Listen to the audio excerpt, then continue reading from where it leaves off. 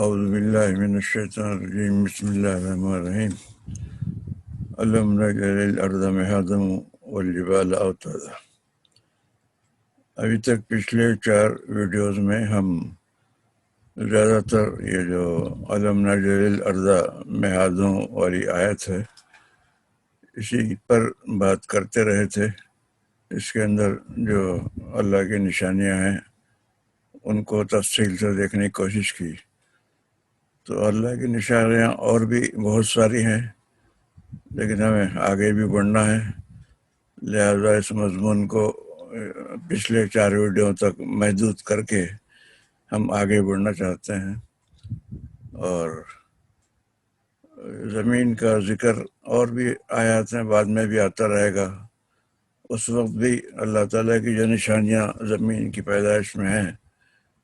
اور اس سے اللہ کی جو حکمت سامنے آتی ہے اس تمام کو بھی معاف کیجیے، کچھ سلسلہ ٹوٹ گیا تھا۔ بسم اللہ الرحمن الرحیم۔ تو میں کہہ رہا تھا کہ اب تک 4 ویڈیوز میں ہم نے الم نجعل الارض مہادوں والی آیت کا تذکرہ کیا تھا۔ اب اس کو وہیں پہ روک کے ہم جو آگے بڑھتے ہیں، اور اس کے آگے کی آیت ہے والجبال اوتادا۔ اس آیت پر آگے بڑھنے سے پہلے ایک دو بات بتا دوں کہ یہ میں پچھلے 4 ویڈیوز میں اس آیت کو 12ویں آیت کہہ رہا تھا۔ یہ 12ویں آیت نہیں تھی، بلکہ یہ 5ویں آیت تھی۔ اور ابھی جو میں کرنے جا رہا ہوں والجبال اوتادا، یہ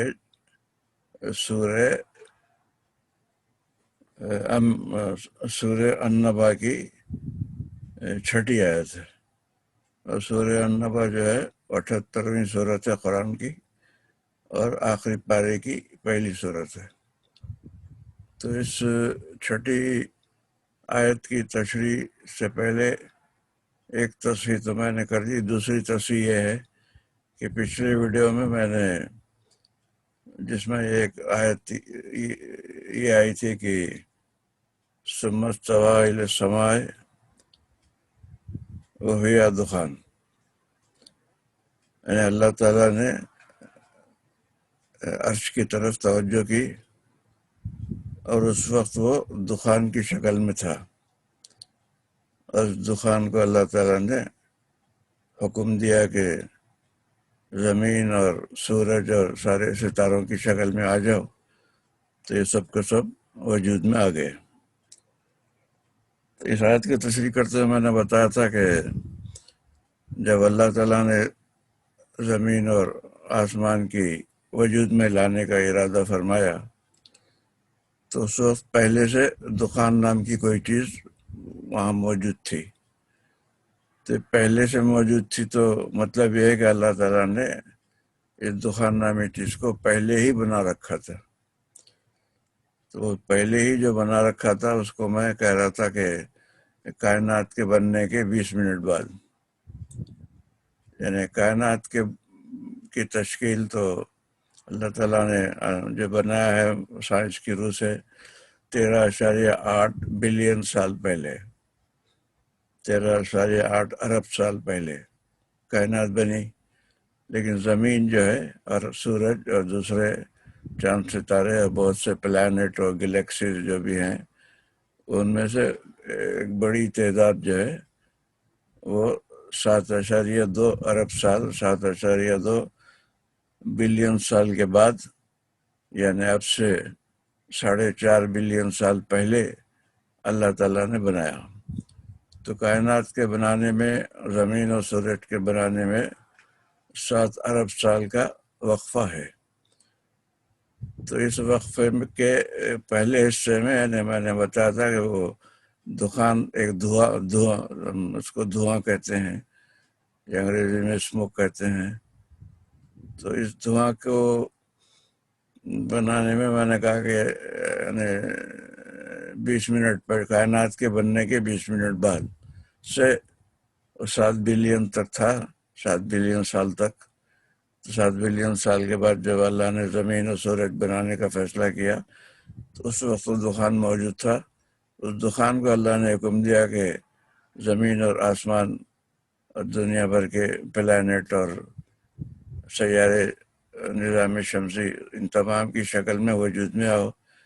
تو اس وقت سائنس بھی کہتی ہے کہ یہ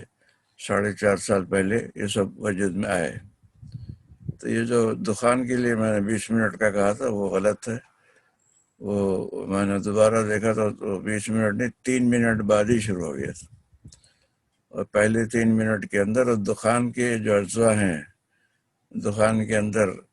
ہائیڈروجن ہے اور لیتھیم ہے اور بھی کچھ گیسز ہیں اور ڈسٹ یعنی گرد و غبار، ان سب کو ملا کے دخان بنایا گیا ہے. تو اللہ تعالیٰ نے ان سب کو ملانے کے لیے وہ پھر ہائیڈروجن بنانے میں بھی کچھ ٹائم لیا ہے.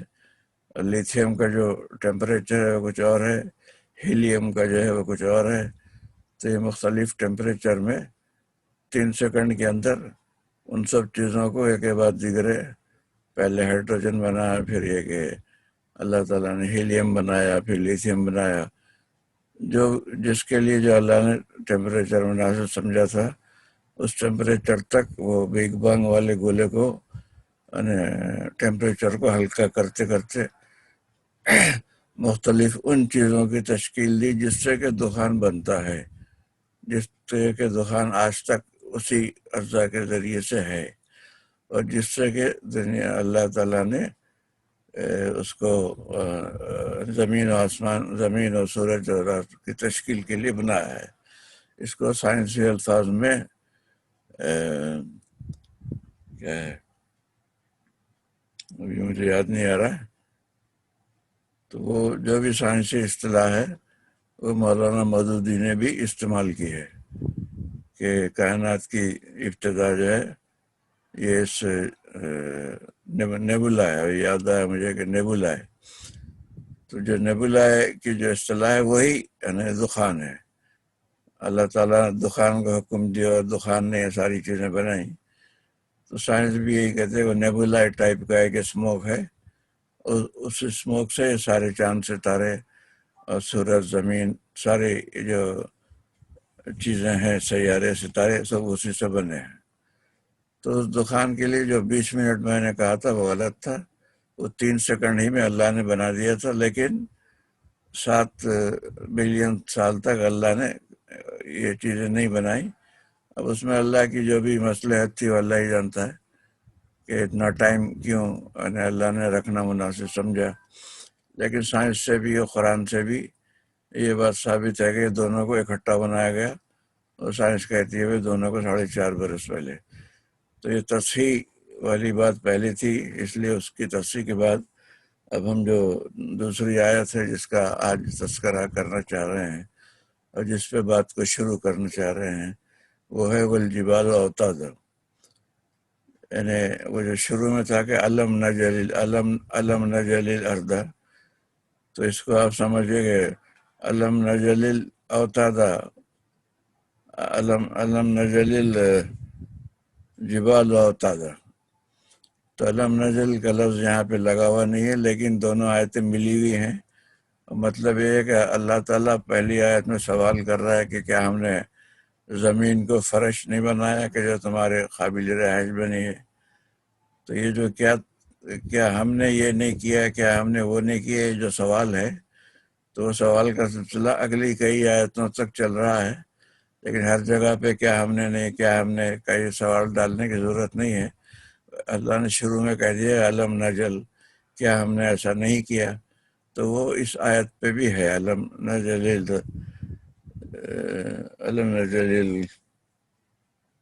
الجبال اوتادا. یعنی وہ جبال پر بھی وہ علم نجل کا لفظ تاریخ آتا ہے. مطلب یہ کہ اللہ تعالیٰ یہاں بھی یہ سوال رکھ رہا ہے ہمارے سامنے، کیا ہم نے پہاڑوں کو میخوں کی طرح نہیں بنایا، میخوں کی سلاخوں کی طرح نہیں بنایا. ایک سوال ہے اللہ تعالیٰ کی طرف سے، جیسے زمین کے لیے سوال تھا ایسے پہاڑوں کو بھی سامنے رکھ کے اللہ سوال ہم کو دے رہا ہے کہ تم اس سوال پر غور کرو اور اس سوال کے جواب کو معلوم کرنے کی کوشش کرو، اس لیے کہ اللہ ایک آیت میں پہلے بھی بار بار بتا چکا ہوں، وفی الارض آیات للموقنین، کہ ہم زمین میں آیات بنائی ہیں یعنی ایمان والوں کے لیے، یقین رکھنے والوں کے لیے۔ تو اسی طرح یہ پہاڑ بھی زمین کا ایک حصہ ہیں، اور زمین کا حصہ ہونے کے علاوہ اللہ نے ان کا ذکر زمین کے علاوہ پہاڑوں کا ایک الگ سے ذکر کیا ہے کہ زمین کی جو نشانیاں ہیں وہ تو تم دیکھو گی، زمین میں بہت ساری نشانیاں ہیں، اس میں ایک نشانی جو پہاڑ کی ہے اس کو بھی دیکھو کہ اللہ تعالیٰ نے پہاڑوں کی نشانی میں، پہاڑوں کے بنانے میں تمہارے لیے کیا کیا نشانیاں رکھی ہیں۔ تو یہ بھی اگر ہم اس کے جواب کی تلاش کریں گے تو ہمیں اس میں بھی اللہ تعالیٰ کی جو بہت سی رحمتیں ہیں، اللہ تعالیٰ کی جو بہت سی انسان کی زندگی کو اس زمین پر صحیح رکھنے کے لیے جو بہت سارے اللہ تعالیٰ نے معجزات کیے ہوئے ہیں، تو یہ سوران کے یہ جو سورج کا جو معجزہ ہے، اس میں جو اپنا یہ پہاڑوں کا معجزہ ہے اس کا بھی آپ کو اس میں پتہ چلے گا۔ تو اس پہاڑوں کے معجزے کے تعلق سے اس میں کیا کیا نشانیاں اللہ تعالیٰ نے رکھی ہیں، اس کے تعلق سے مولانا مودودی نے یہ لکھا ہے کہ محض زمین کو نہیں بنایا اللہ تعالیٰ نے، بلکہ اس زمین کو اس پاٹ کے گیند کی طرح بھی بنا کر نہیں رکھ دیا گیا ہے، بلکہ اس میں جگہ جگہ پہاڑی سلسلے اور فلک بوس پہاڑ قائم کیے گئے ہیں، جن کا موسموں کے تغیرات میں، بارشوں کے برسنے میں، دریاؤں کی پیدائش میں، زرخیز وادیوں کے وجود میں، بڑے بڑے شہتیر فراہم کرنے والے درختوں کے اگنے میں، قسم قسم کی معدنیات اور طرح طرح کے پتھروں کی فراہمی میں بہت بڑا دخل ہے۔ یہ 7 چیزیں مولانا مودودی نے پہاڑوں کی بنانے میں جو اللہ تعالیٰ کی مصلحتیں ہیں یا جو اللہ تعالیٰ کی نشانی ہیں، وہ ایک ایک کر کے مولانا مودودی نے گنا دی ہیں، ان کی معلومات کے مطابق اور اس زمانے کی سائنس کی جو بھی معلومات تھیں اس کے مطابق ان 7 چیزوں کو انہوں نے سامنے رکھا ہے۔ تو پہلی چیز جو بتائیے کہ جگہ جگہ پہاڑی سلسلے اور فلک بوس پہاڑ جو قائم کیے گئے ہیں، ان کا موسموں کے تغیرات میں جو دخل ہے وہ سامنے آتا ہے۔ موسم ظاہر ہے کہ دنیا کے ہر ملک میں سردی بھی ہوتی ہے، گرمی بھی ہوتی ہے، تو یہ سردی اور گرمی جو بھی ہو رہی ہے تو یہ سورج کے ساتھ یہ زمین کے تعلق کی نوعیت کا ایک اثر ہے۔ زمین سورج کے اطراف گھوم رہی ہے، تو لیکن اللہ تعالیٰ کا ایک بڑا معجزہ یہ بھی ہے کہ وہ زمین کو اسٹریٹ نہیں بنایا کہ 90 ڈگریز پر یا کہ 180 ڈگریز پر نہیں بنایا، بلکہ تھوڑا سا ترچھا کھڑا کیا ہے، ترچھا کھڑا کر کے، اور اس کو وہ خود بھی گھوم رہی ہے اور وہ سورج کے اطراف بھی گھوم رہی ہے۔ جو خود بھی گھوم رہی ہے اس کے نتیجے میں تو دن اور رات آتا ہے، جب وہ گھوم کے سورج کے سامنے آتی تو دن، اور جب وہ گھوم کے اس کا سورج سے دور جاتی ہے تو اس علاقے میں رات ہو جاتی ہے۔ تو 24 گھنٹے میں تو یہ دن اور رات کا ایک چکر لگاتی ہے زمین، لیکن جو سال بھر میں پورے سورج کا جو چکر لگاتی ہے اس سے موسموں کے تغیرات کا تعلق ہے،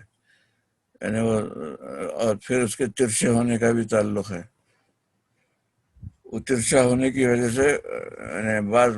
علاقے جو ہیں وہ سورج کے قریب آ جاتے ہیں تو وہاں گرمی زیادہ لگتی ہے، لیکن وہی ترچھا ہونے کی وجہ سے بعض علاقے سورج سے اور زیادہ دور ہو جاتے ہیں۔ تو جو علاقے اس کے اپوزٹ سائڈ پر ہیں، جو کہ ترچھے ہونے کی وجہ سے بہت ہی دور نکل گئے ہیں، وہ چونکہ بہت ہی دور ہیں، سورج کی گرمی وہاں تک نہیں پہنچ پاتی اتنی شدت کے ساتھ، تو ان علاقوں میں ان مہینوں میں جب تک کہ سورج کے اس سورج کے اطراف زمین گھوم رہی ہے، تو ان مہینوں میں، جن مہینوں میں کہ وہ ترچھی ہو کر سورج سے دور ہو گئی، ان مہینوں میں وہاں پہ موسم جو ہے سردی کا رہتا ہے۔ وہ چاہے 2 مہینے رہے، 4 مہینے کے، ہر ملک جس مقام پر ہے، مثلاً خط استوا پر اگر ہے بالکل ٹھیک درمیان میں، تو اس ملک میں سردی اور گرمی میں فرق نہیں ہوگا، ہر وقت سورج چمکتا رہے گا۔ تو جو ممالک خط استوا نے درمیانی علاقے پر ہے، وہاں پر تو ہمیشہ گرمی ہی عام طور پہ رہتی ہے، تو وہاں پہ سردی برائے نامی ہوتی ہے۔ لیکن اسی طرح سے جو علاقے بالکل خطب شمالی یا خطب جنوبی جسے کہتے ہیں، وہاں پر ہیں، تو وہ ہمیشہ ہی دور، زمین سے دور رہتے ہیں، تو لہٰذا وہاں پہ ہمیشہ ہی سال کے 10 مہینے 12 مہینے وہ سردی ہی رہتی ہے۔ لیکن اللہ نے تو یہ زمین کو سیدھا نہیں رکھا، ترچھا بنا کے رکھا ہے، تو ترچھے کے نتیجے میں بعض علاقے سورج کے قریب اور بعض علاقے سورج سے دور، اور وہ بھی آہستہ آہستہ گھومتے ہوئے بدلتے جاتے ہیں۔ یعنی آج جو علاقے سورج سے دور ہیں، وہ 4 مہینے 6 مہینے کے بعد وہ بھی سورج کے نزدیک آ جاتے ہیں۔ یعنی زمین جب اس کے اطراف گھومتی ہے، تو اس کے نتیجے میں ان مہینوں میں ان علاقوں میں سردی ہوگی، اور دوسرے علاقوں میں جہاں اس وقت سردی تھی، وہ گھوم کے پیچھے چلے جائیں گے، سورج سے دور چلے جائیں گے، تو وہاں پہ پھر سردی ہوگی۔ تو یہ سارا کام جو ہے پہاڑوں کے وجود کی وجہ سے ہوا ہے۔ اگر اللہ تعالیٰ پہاڑ نہیں بناتا تو یہ نہ دن اور رات میں تبدیلی کی کوئی شکل آتی سامنے، نہ یہ گرمی اور سردی آتی، ہمیشہ وہ ایک جیسا موسم ہی ہوتا۔ تو یہ جو موسموں کے تغیرات سے جو ہم کو فائدے نقصان جو بھی ہم کو محسوس ہوتے ہیں، ان سب کے اندر بھی اللہ تعالیٰ کی یہ نشانی نظر آتی ہے۔ اس لیے اللہ تعالیٰ نے سوال کے طور پر رکھا ہے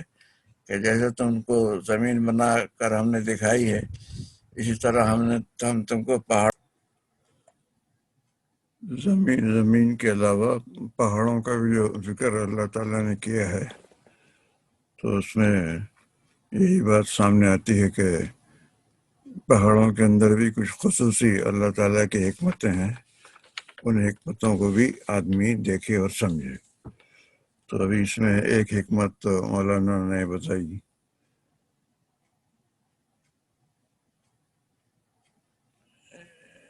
کہ موسموں کی تغیرات میں ان کا کیا رول ہے۔ دوسری یہ بتا رہے ہیں کہ بارشوں کے برسنے میں کیا رول ہوتا ہے۔ بارشوں کے بعد ظاہر ہے کہ انسانی زندگی ممکن نہیں ہے۔ جگہ جگہ پہ قحط جو بھی پیدا ہوتا ہے بارشوں کے نہیں ہونے کی وجہ سے، نباتات نہیں اگتی ہیں، غلہ نہیں ہوتا ہے، فصل نہیں صحیح چلتی ہے، دنیا میں پریشانی رہتی ہے۔ کوئی ایسا مقام نہیں ہے کہ جو بارشوں کی ضرورت وہاں پہ نہ ہو۔ تو ان بارشوں کے جو کہ ہم تو اردو میں باران رحمت زیادہ تر کہتے ہیں، لیکن یہ ہے کہ ہمارے ملک میں تو یہ باران رحمت بھی بن جاتی ہے ہماری اپنی نالائقی کی وجہ سے۔ تو لیکن بہرحال ایک بنیادی طور پہ تو اس کا رول باران رحمت ہی ہے، اور ان بارشوں کو وجود میں لانے کے لیے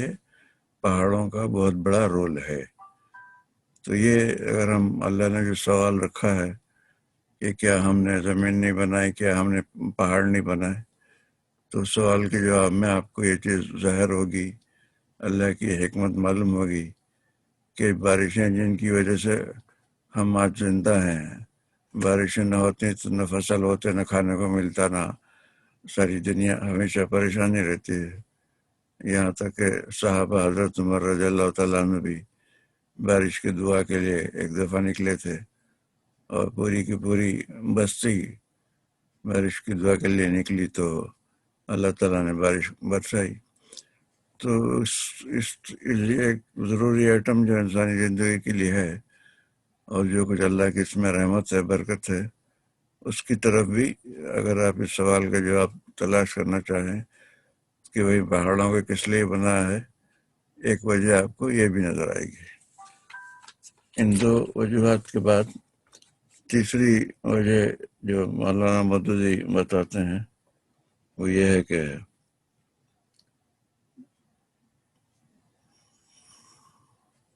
دریا جو نکلتے ہیں وہ بھی بارش کی وجہ سے، سوری، دریا جو نکلتے ہیں وہ بھی ماؤنٹین کا ان کا رول ہے۔ سردی کے زمانے میں بے انتہا برف جمع ہوتی ہے، اور گرمی کے زمانے میں یہ برف پگھل کے بڑے بڑے دریاؤں کی شکل میں بنتی ہے۔ انڈیا میں جو بڑے بڑے دریا ہیں، گنگا، جمنا، برہم پترا، یہ سارے کے سارے ہمالیہ پہاڑ کے نکلے ہوئے ہیں۔ ہماری طرف بھی جو دریا ہیں، دریا سندھ اور کیا یہ بھی پہاڑی علاقوں سے آتے ہیں، ہمارے انڈیا سے ہوتے ہوئے پاکستان آتے ہیں۔ یہ دریا نہ ہو تو فصلیں تباہ ہو جائیں اور ہم زراعت کا کوئی کام نہیں کر سکتے۔ تو ان سب کے اندر بھی پہاڑوں کا رول ہے، اور اس میں اللہ کی یہ حکمت بھی سامنے آتی ہے۔ اس کے علاوہ ایک چوتھی رحمت اللہ کی جو مودودی صاحب بتا رہے ہیں وہ یہ کہ زرخیز وادیاں بھی پہاڑوں کی سبب ہوتی ہیں۔ یعنی اور جگہوں پہ تو کھیتوں میں تو دریاؤں سے پانی جب تک نہیں پہنچے یعنی وہ کھیت صحیح طور پہ نہیں اگتے، لیکن یہ کہ جو وادی کا علاقہ ہے، یعنی پہاڑوں کے فوری ساتھ لگا ہوا میدانی علاقہ، تو وہاں سے وہ بارش، وہ دریا نہیں بھی ہو تو پہاڑوں سے پانی بہتا ہوا ویسے ہی آ جاتا ہے۔ تو اس کی وجہ سے اس جو قریب کا علاقہ ہے وہ انتہائی زرخیز ہوتا ہے۔ اس کے بعد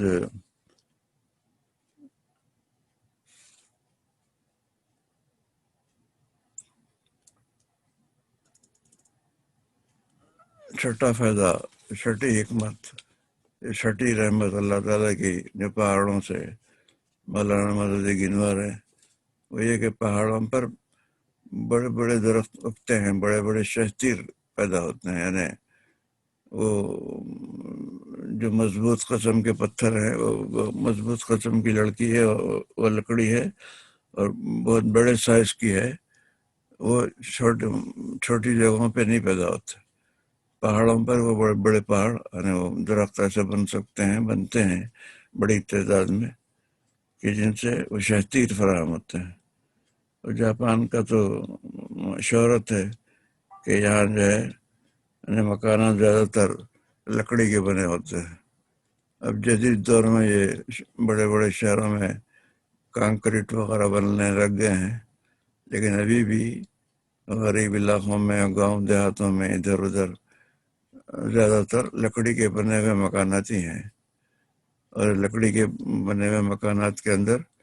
ستون کا کام دیتے ہیں۔ جو بڑے بڑے شہتیر ہیں، لکڑی کے بڑے بڑے شہتیر، یہ ستون کا کام دیتے ہیں۔ اور بعض جگہوں پہ دریاؤں میں یہ شہتیر جو ہے ویسے ہی بہا دیے جاتے ہیں، یا ٹرانسپورٹ کرنے کے لیے وہ ان کو جہاز میں رکھ کے ڈالنے کی ضرورت نہیں ہوتی ہے۔ دریا کا بہاؤ جس طرف ہے وہ ایک شہر سے دوسرے شہر، ایک پورٹ سے دوسرے پورٹ تک ویسے بھی وہ آسانی سے پہنچ جاتے ہیں۔ تو شہتیروں کی وجہ سے جو بھی انسان کو رہنے سہنے کی سہولت حاصل ہے، ایک اللہ کی رحمت ہے، اور یہ سب بھی اللہ نے پہاڑوں کے ذریعے سے انسان کے لیے ممکن بنایا ہے۔ اس کے بعد چھٹی رحمت اور حکمت جو پہاڑوں کے بنانے میں ہے وہ مودودی صاحب بنا رہے ہیں کہ یہ قسم کی معدنیات، یعنی یہ جو کیا کہتے ہیں، سونا ہے، چاندی ہے، پیتل ہے، تانبا ہے، جست ہے، دنیا میں لوہا ہے، یہ بہت ساری جو معدنیات ہیں وہ زیادہ تر پہاڑوں کے دامن میں اور پہاڑوں کے اس کے اندر ہی پائی جاتی ہیں۔ تو وہ اگر یہ ساری معدنیات نہیں ہوتی، پہاڑ نہیں ہوتے تو معدنیات نہیں ہوتے، معدنیات نہیں ہوتے تو انسانی تمدن نہیں بڑھ پڑتا، ہماری زندگی میں کتنی مشکلات ہوتی، تو اس رحمت کی طرف بھی توجہ دلائی ہے۔ آخری جو مولانا نے توجہ دلائی ہے وہ ہے کہ طرح طرح کے پتھر بھی اس میں نکلتے ہیں۔ ایک طرف تو جو قیمتی پتھر ہیں ایمرلڈ وغیرہ، یہ بھی یعنی وہ جو ہمارا خیبر پختونخوا کا علاقہ ہے وہاں پہ یہ قیمتی پتھروں کی معدنیات جو ہے یعنی موجود ہیں، کی کانیں موجود ہیں، وہ وہاں سے ایمرلڈ لا کر یہاں جاپان میں بھی پاکستانی تاجر بیچا کرتے تھے۔ اس کے علاوہ کوئٹہ میں بہت ہی اسپیشل قسم کا سنگ مرمر جسے اونکس کہا جاتا ہے، بہت ہی خوبصورت، وہ بھی جاپان میں بے انتہا امپورٹ ہوتا ہے، اور یہاں کی کمپنیاں اسے امپورٹ کر کے طرح طرح کی چیزیں اس سے بناتی ہیں۔ اس سگریٹ کا جو کش ڈالا جاتا ہے اس کے لیے بھی بناتے ہیں، اور بہت سی چھوٹی موٹی چیزیں بہت ہی خوبصورت اسٹائل کی بنا کے بازاروں میں بکتی ہیں۔ تو پتھروں کا اپنا ایک مقام ہے، وہ ایک قسم کی رحمت انسانیت کے لیے، لوگوں کے لیے فراہم کرتے ہیں، اور جو پیسے والے لوگ ہیں وہ سنگ مرمر اپنے گھروں میں لگاتے ہیں۔ تو یہ ساری یعنی رحمتیں یا حکمتیں جو پہاڑوں کے بنانے میں ہیں، اللہ تعالیٰ ان پہ توجہ دلا رہا ہے کہ زمین کے ساتھ ساتھ اللہ نے پہاڑ بھی بنائے ہیں، اور اس کے اندر یہ ساری برکتیں اور رحمتیں ہیں۔ یہ تو وہ ہیں جو کہ صرف مولانا نے لکھی ہے، سائنس میں آپ پڑھیں گے تو وہ اور بھی کچھ زیادہ باتیں اور زیادہ وضاحت کے ساتھ بتائیں گے، وہ انشاءاللہ میں اگلی ویڈیو میں بتاؤں گا۔ وآخر دعوانا ان الحمد للہ رب العالمین۔